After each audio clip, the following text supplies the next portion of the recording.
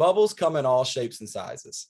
There are bubbles created from gum, bubbles formed from soap, and even those that you can eat in at restaurants during winter months. But the kind of bubble I am here to talk to you about is one that the world has never seen. It is a bubble that is indestructible and purposely pandemic proof.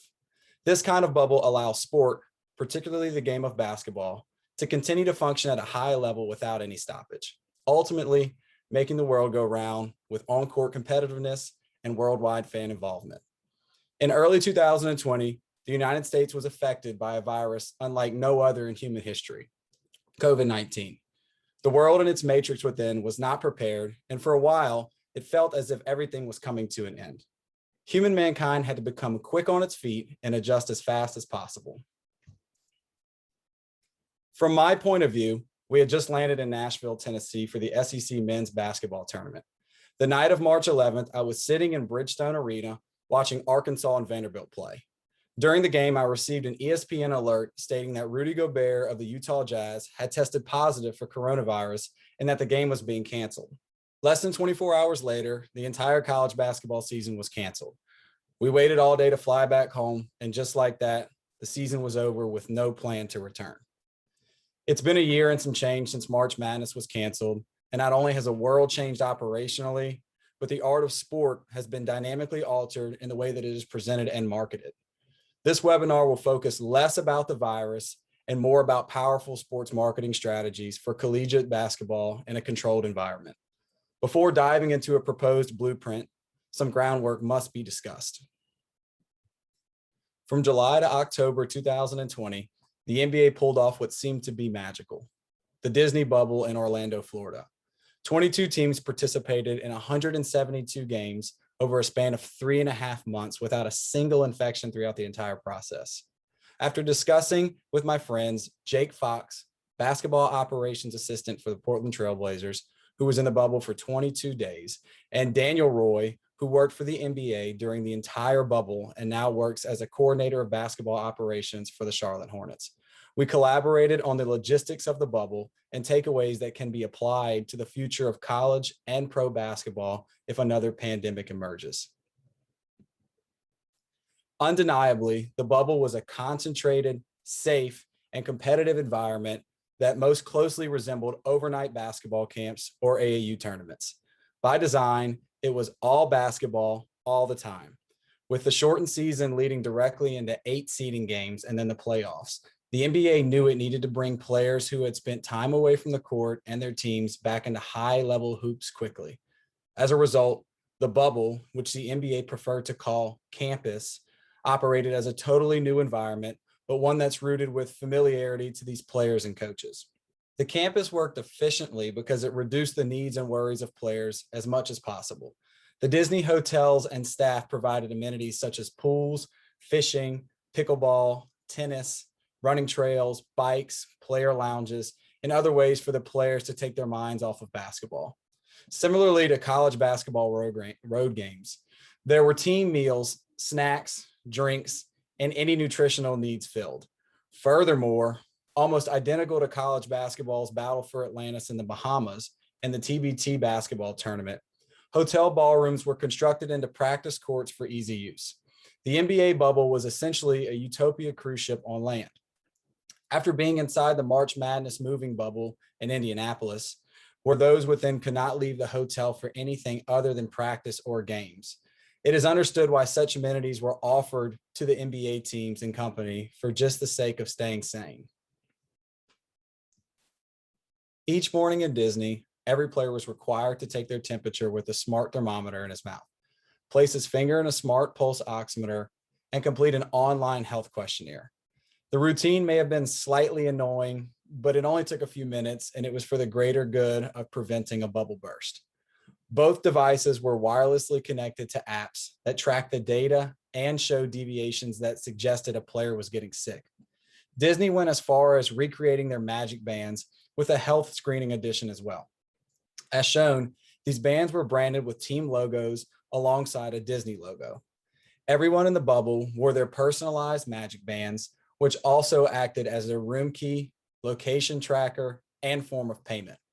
Alternatively, in Indianapolis, we were given time slots to nose swab ourselves in a supervised area on floor 3 of the JW Marriott, which was super easy and efficient. Every hotel was branded with a specific team's logo with signage, flags, and stickers. So despite the fact you were in Orlando, you felt like you had a team headquarters. NBA signage was scattered all over campus. Buses were marked with your team logos. At the arenas, locker rooms were appropriately marked with your logo as well. There were even NBA logos in all places across campus that were open for the bubble. At all times, you felt connected to basketball, and this was also the case in Indianapolis. Each team had their own hotel floor and conference room that was branded exclusively to that team. For example, LSU had 34 hotel rooms for each 34 traveling members on the 9th floor. Multiple sources on the inside told me that Disney probably did not do a good enough job reminding everyone that they were at Disney World. It felt much more connected to the NBA space it created, as the only off-court advertisements were NBA logos and different protocol reminders. At times, everyone forgot they were in public theme parks operating just tenths of a mile away. Although Disney World is known all around the world, it's interesting to think that a powerhouse like Disney may have lost a marketing opportunity, focusing too much on the NBA and less on their own brand. In my bubble, the NCAA would need to make sure their presence was felt, especially with the implementation of name, image, and likeness in the near future. After experiencing the Indy bubble, the NCAA did a remarkable job of branding March Madness and the Big Dance throughout the entire city of Indianapolis, with a 47,000 square foot bracket on the front of the JW Marriott for a cherry on top.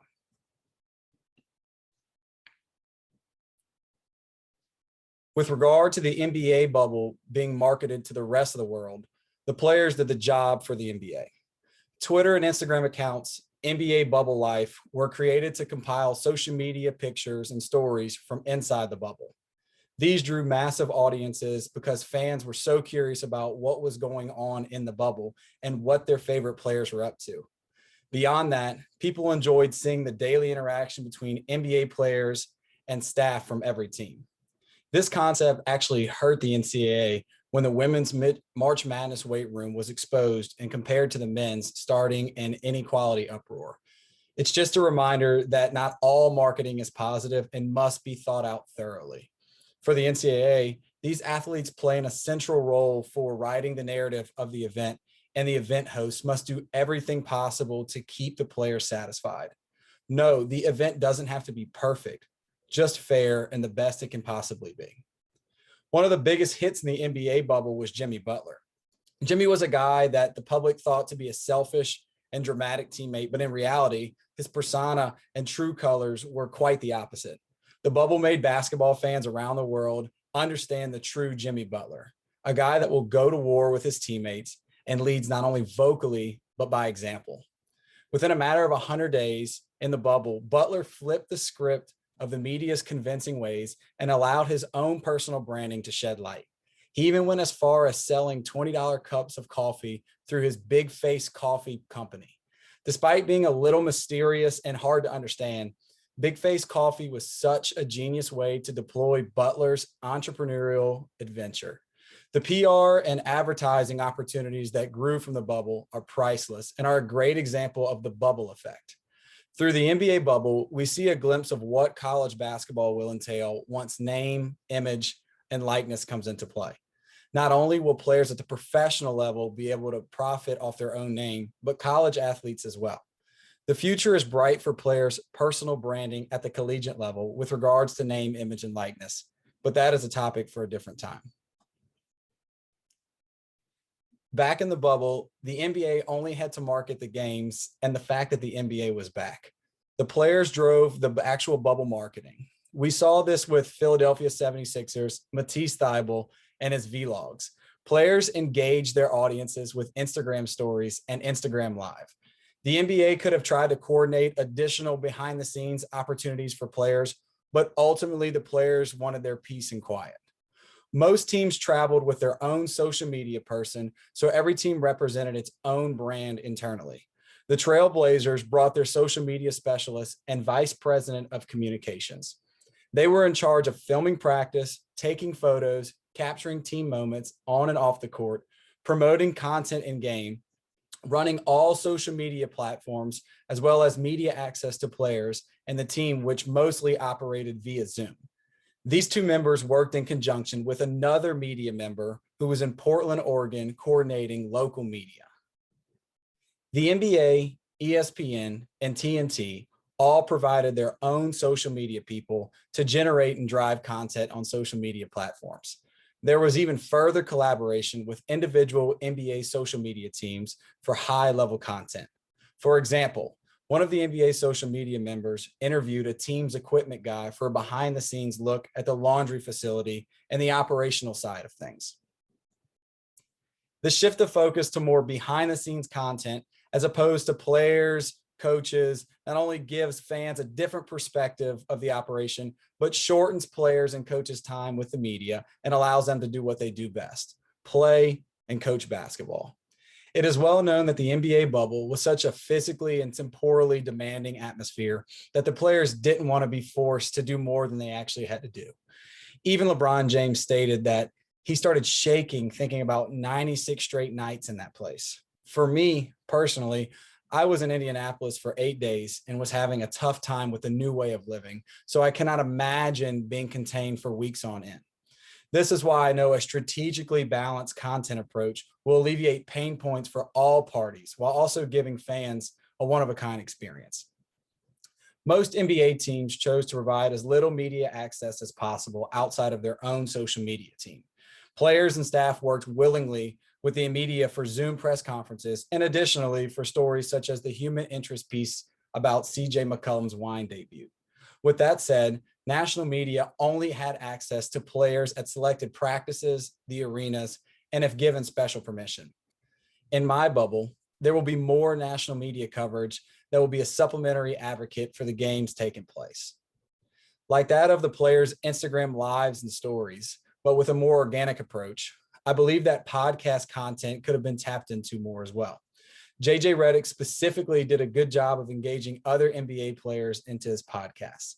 I certainly think other NBA podcasts or bubble podcasts could have been born. Players could easily zoom into this while in their rooms. Video game streaming could have been bigger as well. I'm sure some players were doing it, but it's another great way to put the player in front of the audience without him having to actually leave his room. No doubt, social media is huge for NCAA athletes. There are so many players in college basketball, and so few ultimately play big games on TV regularly. The average college basketball fan only knows so many names and faces, and they feel like they personally know even fewer of those players. This is so different in the NBA. More people feel like they know Matisse Thybulle than Kawhi Leonard, even though Kawhi is a multi-time NBA champ and one of the best players in the league. This is the power and opportunity social media provides. From a marketing perspective, the NBA bubble really promoted basketball on a global level. People were always going to watch the Lakers no matter what, but think of what the publicity the Nuggets got. Jamal Murray broke out on national stage. Donovan Mitchell went off in the series prior. These two small market teams came into the forefront of basketball here, as could the same for a mid-major or small market, high major college program. Additionally, the Miami Heat had a magical run that thrust their young team to the center stage. On a side note, I think the bubble really missed Kevin Durant and the Warriors with Stephen Curry. Surely that would have helped, but the fact that it was anyone's chance to win in the bubble was a dream scenario for basketball fans and the NBA as a whole. Having said that, I think a future NCAA bubble could do wonders for the NCAA brand and college university brands. The NCAA just held a successful 2021 NCAA tournament in the greater Indianapolis area as a contained half bubble experiment. Teams such as Duke, North Carolina, Kansas, Villanova, and Michigan State have no need for additional help with branding in a bubble scenario. But think of what Ja Morant did for Murray State in 2019, or what the 2018 NCAA tournament did for Loyola Chicago. Putting smaller brands into a marketing machine gives them a chance for priceless media coverage that could change their basketball programs forever. From a media standpoint back in Disney, in my opinion, the number one thing that the NBA missed was full audio during the games. While the announcers talked about it over and over again, along with the players, only bits and pieces of the clips surfaced on social media. The arenas had piped in crowd noise, but the on-court talk was still loud and clear. It was an unprecedented look at the intensity of play and what actually happens on the court. Understandably, there's a concern for player privacy. However, it's no more private in an empty arena on a game night for a team with a subpar fan base. As the announcers mentioned, in this year's SEC's tournament game between Ole Miss and South Carolina, the silver lining is that they had access to player and on-court audio that was never heard before. They were thrilled to hear not just the conversations, but the sound effects that the players and officials had and the overall feedback. The NBA offered alternative streams for some games where non-traditional media members got to commentate, and they were unpopular and quite frankly terrible. As Chris Lyncheski, one of the most well-respected professionals in the global sports and entertainment landscape, said, the audio on the court and all of that interface, player to player, player to coach, and referee, is one of the most underutilized media assets in sports. Yes, the full on-court audio would resonate more with basketball junkies because of the explicit side to it. But it's very similar, yet the complete opposite of the NFL's partnership with Nickelodeon, which reminds kids that football doesn't have to be so serious. In my opinion, complete audio should be released on a subscription-based format through CBS Sports, Hulu, HBO, or any entertainment service that is looking for a new venture. Regardless, this unlocked value would be especially entertaining and easily monetizing. Now more than ever, people want to be entertained and engaged from a distance, so it's time to release the audio while demand is at its highest. Switching subjects to the arena atmosphere, the league did a tremendous job of replicating authentic crowd noise and energy. Game noise, cheers, and chants corresponded to the crowd of the home team, giving them a slight competitive advantage. Therefore, if you were on the road, you felt as if you had a crowd against you yelling defense while you're on offense, etc., but never any booing. I've been told that it was loud enough to where you didn't pay constant attention to the ball bouncing, but quiet enough that you could hear every word the player said. It also seemed that players on the court interacted with the benches and coaches more during play. One of the biggest differences was there wasn't real crowd momentum for big plays or big shots. To no surprise, the piped-in crowd noise simply cannot imitate the arena atmosphere to a critical three-pointer or transition dunk into a hot timeout. And surely there were a lot of squeaky shoes, but the NBA did a marvelous job of portraying that there was not only a live audience, but a fan-filled arena, while still putting the consumer squarely in the forefront. At all the March Madness Indianapolis venues, some hundreds of fans were allowed in the arenas, so fake crowd noise wasn't needed, and hearing fans go crazy was very nice for a change. For any college basketball team, music and possible fake crowd noise, depending on the type of bubble, is about the best you can get. The DJ must pump music into the arena at a higher rate than normal to assure that there is never a drop in energy to make up for the lack of fans. Also, it's imperative to secure a game announcer that understands the situation to keep everyone informed and entertained for the length of the game. Unfortunately, there's no way to replicate real fan engagement and arena atmosphere, so the players just have to get used to it for the time being. Over the past year, teams have adapted and learned to generate their own intensity. As Yahoo Sports' Chris Haynes said in an interview after spending 106 days in the bubble, a lot of players missed fan interaction and getting riled up, whether it be negative or positive. I would do everything in my power in a safely manner to have at least some fans in the building in my bubble games, because just a sprinkle of fans undeniably changes everything about the game for the better. There are no words to describe the drastic change of 20,000 fans in an arena to absolutely no fans. But the NBA made it a seamless transition from a viewer's perspective, and we can thank the art of the camera angles for that. The cameras created the perfect mix for viewers and brand recognition, with primarily focusing on the game being played and showcasing surrounding marketing in the arena, all the while increasing the arena's overall production value. The NCAA did a great job of this, as well as March Madness, particularly at Lucas Oil Stadium. In Disney, there were no major errors with the digital signage and screens. Yes, they were aesthetically pleasing, but they mostly existed to shrink the arena and not make the place seem like it was a 10,000 seat empty arena. The screens essentially truncated the arena. This could be done with pipe and drape or other digital signage like the WNBA or the basketball tournament, which is not that unrealistic for the NCAA teams. I believe every inch of the arena that is shown on screen should be marketed in some form or fashion. As we've seen thus far in the 2020 and 2021 college basketball season, there hasn't been many virtual fans in the same way as the NBA bubble.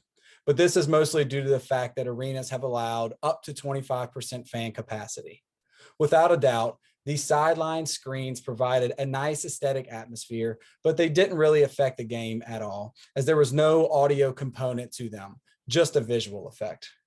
Rather, it was more something for the players to look at during warmups or timeouts to spot their wives, friends, and fans, but with little emotion captured.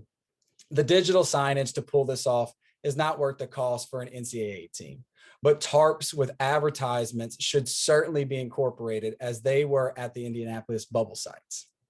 I'm by no means a medical expert, but I believe the team bench seats should be spaced out as they have been, and there should be a 10-foot gap between the audience's first row and the team bench area.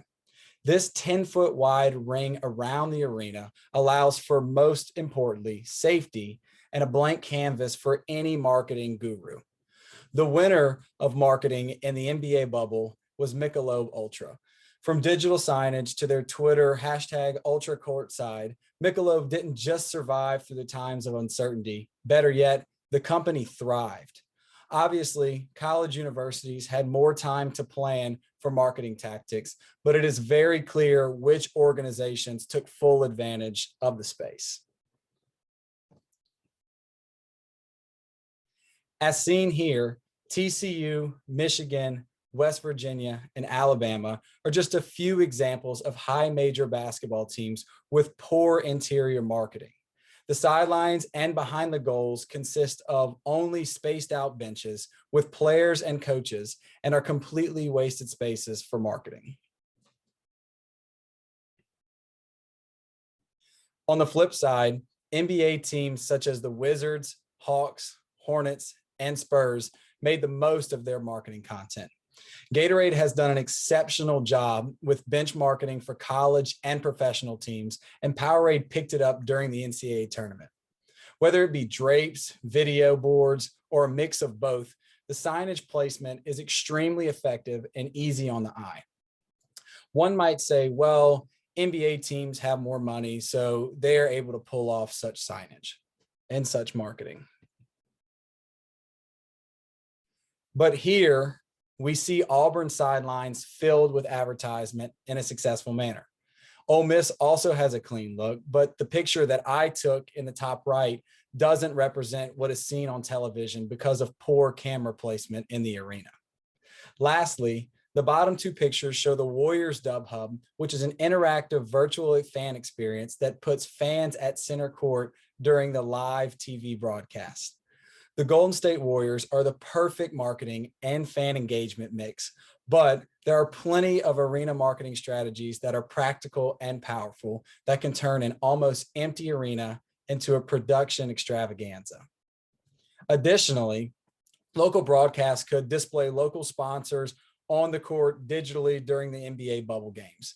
This was never visible in the arena, but projected only on TV. This marketing concept was a cool way to uphold sponsorship agreements in the local market. Inside the Disney bubble, there were no real marketing efforts.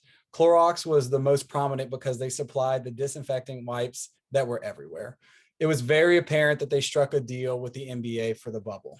Outside of that, it was just a plethora of Disney advertisements.